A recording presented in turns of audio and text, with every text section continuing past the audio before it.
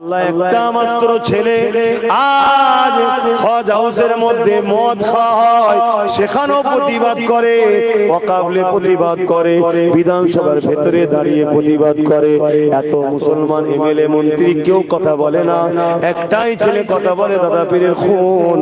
আল্লাহ তুমি নবীর খাতিরে তাকে অনেক বড় কামিয়াবি দাও, তার হাতে তার উসিলায় এই অসহায় মুসলিম হিন্দু দলিত আদিবাসী গরিব মানুষগুলোকে তুমি নিরাপদের ব্যবস্থা করে দাও।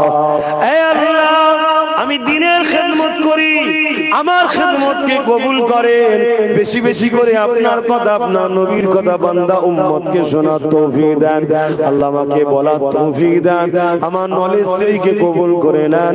ওই নলেজ শ্রীতে যারা পড়াশোনা করবে, যেমন দাদা পীরের মাদ্রাসায় পড়লে ছাত্ররা বেকার যায় না, ওখানে যারা পড়াশোনা করবে মালিক দাদা পীরেরই নামে নলেজ শ্রী, তাদেরকে উচ্চ শিক্ষায় শিক্ষিত করে দেশ জাতির গর্ব ও রুজির সুব্যবস্থা করে দেবে।